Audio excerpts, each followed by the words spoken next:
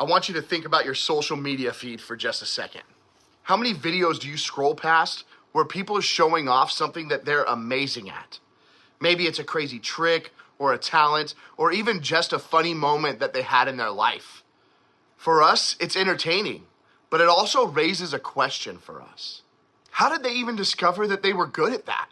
We live in a world that celebrates talent, and honestly, it can feel like your skills define everything in your life. What college you get into, what job you might get, what people think of you, and even how you feel about yourself. There's nothing wrong with having talents or being proud of them. Whether you're good at sports or art or music or gaming, tech, problem solving, leadership, or just being a consistent friend. Those are all gifts. The issue is when your identity gets tied to what you can do. What happens when you don't feel like you're the best anymore? Or when you're still figuring out what you might be good at?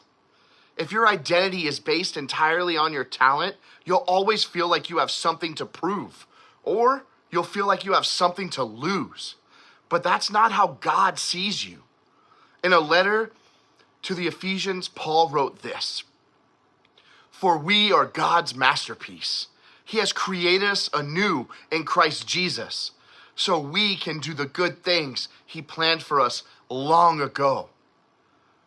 That word masterpiece is very powerful. A masterpiece is carefully designed. It's one of a kind, and it's meant to leave a lasting impact. And Paul is saying, you are that masterpiece, not because of what you do, but because of who created you. God.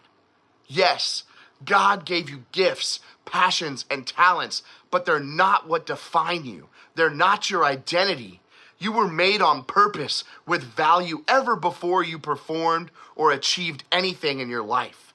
That means that your worth doesn't rise and fall based on your accomplishments. And even more, Paul tells us that God created us anew in Christ so that we could do something with our lives, something good. Not necessarily famous or flashy or viral, just good. And that could look like being dependable, kind, honest, helpful, brave. All of these things matter. In another letter, Paul wrote this to a different church: Make it your ambition to lead a quiet life, so that your daily life may win the respect of outsiders. Now that may sound boring, but it's actually freeing. You don't have to chase the spotlight. You can use your talents every day in meaningful ways to love others, to honor God, and to make a quiet but lasting difference. Now, I think a question for us to ask is, what do we do with all of this now that we hear that we're a masterpiece, that our talents don't make us more loved or less loved? Well, I think it's important to keep exploring what you're good at. Try new things. Learn what brings you joy and purpose. Use your talents for good, not just to impress people, but to help and encourage those around you. And rest in knowing that you're more than your talent. Even on your worst days, you're still God's masterpiece.